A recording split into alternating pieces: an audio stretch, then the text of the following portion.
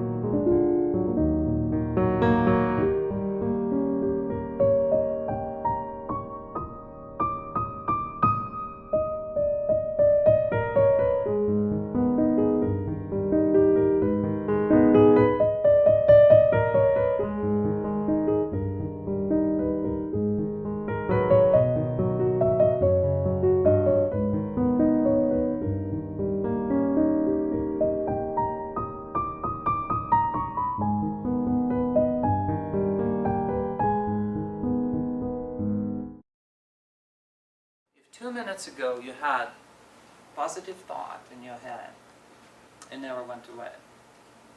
It was here all this time with you. And what music and images did was enhance your state of mind. Folks, there's scientific explanation to this phenomenon. I would like to offer you a simple interpretation of it, as I believe that the simpler you explain things, the more use people can get out of it. So here it is. Once again, this is our brain. Let's imagine our brain as a room. Well, guess what? This room is never empty. It's always occupied, even when we sleep. And usually, there are two kinds of tenants in this room. First kind of tenant, and I'm going to use sophisticated, scientific terminology in this instance. So the first kind of tenant we would call the bad guy, known also as a negative thought. And the second kind of tenant in the room, you guessed it, that would be a good guy, known also as a positive thought. Very simple. Now, folks, there are huge differences between how these two fellows behave. When it comes to bad guy, he comes to the room uninvited, as he pleases, and most importantly, he stays in the room until you do something about it. Really. One more time. Uninvited, as he pleases, and he stays in the room until you do something about it. If the bad guy stays in the room for too long, you experience a state of mind called stress. On the contrary, it takes knowledge and effort to get the good guy in. It takes knowledge and effort to keep him in the room. Folks, knowledge you are collecting as we speak, and effort is 100% up to you. So, how do you get rid of this little bugger? The bad guy. Little bugger. Well, the trick is to add to your thinking an extra step. You need to replace the bad guy with a third-party random thought. Some of you will say, look, this is an easy thing to say, but not an easy thing to do. Folks, important thing to remember, there are no shortcuts in life, but there is a path. And this is where this path begins. Music relaxes the brain and opens up that window of opportunity for you. All you need, a few minutes of music a day, and then you build yourself up towards more.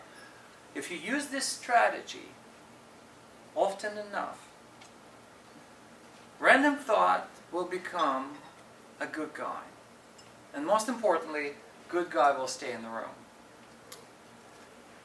When it comes to problem resolution and stress management, no problem can be solved from the same level of thinking it was created at.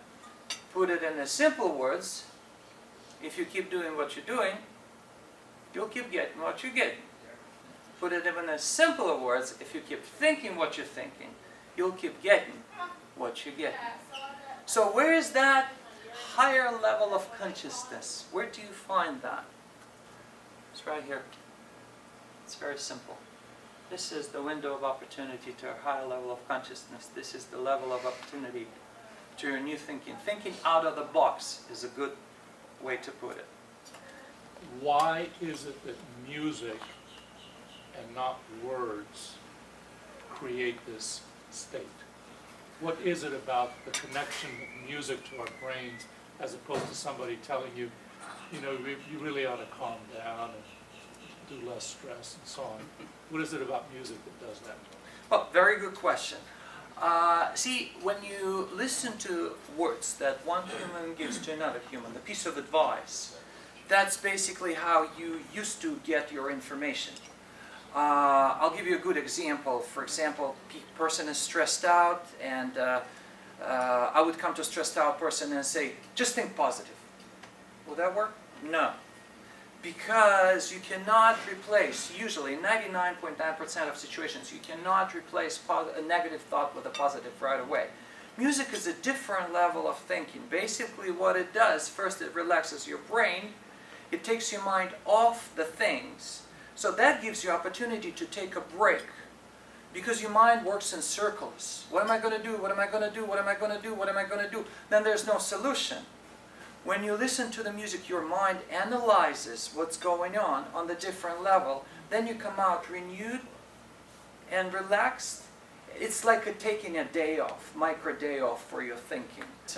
What was your motivation to find this correlation between, or work on this correlation between music and how we think and how we feel as a result of our thinking? What moved you towards, doing this? Well, first of all, the feedback from people. The first word that ever comes from the emails and letters is the word relaxing. Condoleezza Rice came with George H.W. Bush in 1992. She was sitting at the piano listening to me playing the piano. I did not know that she was a concert pianist at that time. And she was amazed. She gave me so many compliments. She said that I have a gorgeous touch, that I have a beautiful relaxing feel, that I have a beautiful vision for classical music. And that was in Russian language, by the way. She's a Russian expert. She speaks Russian with no accent. I was so impressed with that woman. But even people like that, I mean, George Bush came to me while he still was a president. He shook my hand and he said, Sergey, you're a great talent. Nobody expected that, because he was a president. Every second of president is valuable. You know, he thanked a lot of people in that private club, but he took time to come to me and shake my hand and give me a beautiful compliment. So all of this made me think that there's something special in what I do, and this is what I found, the way brain works. Another thing, what I see around me, and I don't say that it's wrong, but I'll repeat myself from my speech, the simpler you explain things, the more use people can get out of it. You get a book this thick in a bookstore, How Your Brain Works. And you read about neuropaths, and you read about neurostreams, and you know all those smart words and stuff like this. You finish the book and say, yes, this is a good, smart book. Did it help? No. You made an information, it was an education, but it did not improve your experience. I would like to put everything in a simple perspective. There are two kinds of thoughts, negative and positive. Negative is always stronger than positive. This is what people are missing out. Unfortunately, this is the way humans are made. It's always stronger than positive. So how can you fight the negative thinking? With a random thought. What brings in the random thought? Music. It's that simple. So use that combination and it will do you good. This is where you start. Your positive thinking, this is where you start. Your positive outlook on life, this is where you start working with your stress and working with your problems. As simple as that.